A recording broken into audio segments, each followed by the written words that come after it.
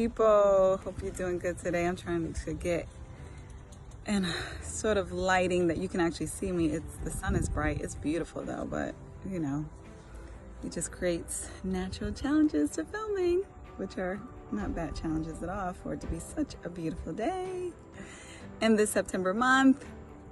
And I went to go see The Woman King, my oldest daughter, and the youngest will have to wait. It's a bit brutal. So, you know, we're always trying to balance as parents, especially when it comes to culture and heritage. I want them to know their culture and heritage, but at the same time, I know there's pain that comes with knowing all of it. And so we want to tell them the right things at the right time, even though there never seems to be a right time to share stuff that seems so sad and violent. But you know, each parent has to make the right balance based upon their children and their convictions. But nonetheless, I wanted to talk about this beautiful film, The Woman King. So of course I had to see it. I'm an enormous, to say the least, Viola Davis fan, not just as her acting, but as the person who I see her as to be from afar. So definitely had to go see the movie for myself, and I thought it was beautifully done. I was absolutely enamored with so many aspects of it. You know, first of all, we're talking about this display of just beautiful strength of African people, which I thought was absolutely phenomenal. And it just showed the strength, that warrior spirit, which can be beautiful. Obviously, we want the warrior spirit manifested in the right time and the right way, but it's a beautiful thing. And I love seeing the strength, and you know, I felt definitely self-affirming in it, which I know for some people is bittersweet watching it, but I felt self-affirming.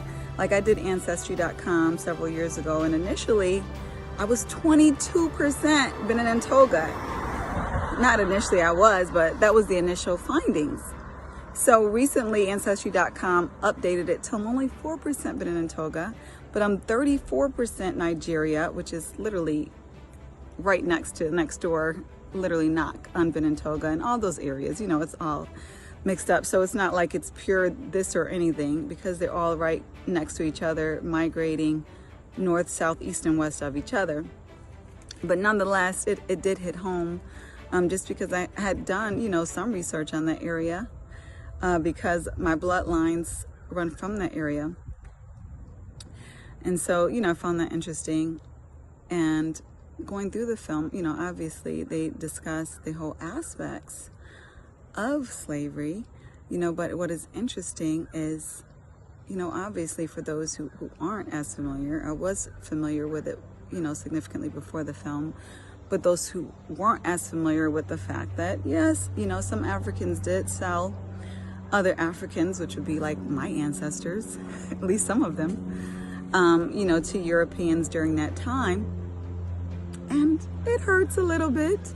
You know, I've gotten over it because this is the facts. None of us are perfect.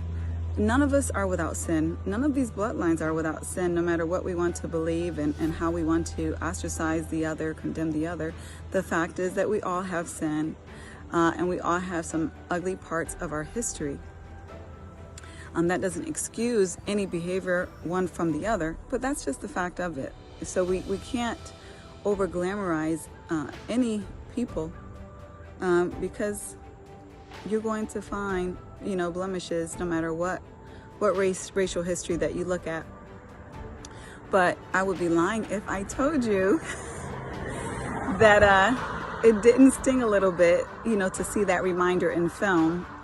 It hurt, I think, when I first learned about it decades ago, but it did sting a little bit watching it on film. But, you know, on the flip side, like I said, I felt very self-affirming looking at the beauty of Africa on the screen, the beauty of the dancing, which we see today, just the beautiful art of song and music that is so spiritual, in my opinion, so beautifully spiritual, and how they, you know, basically integrate that into so many aspects of their lives, into the ceremonies, or even in that case, the wars, the fighting, the celebrations.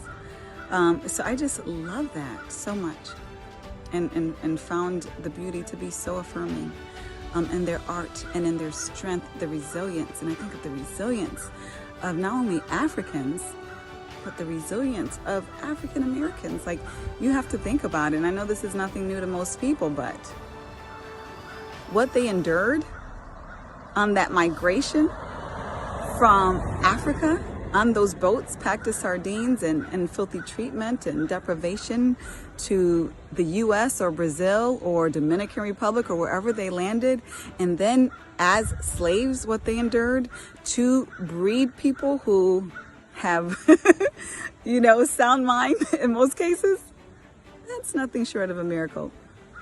And so I'm very self-affirming in that.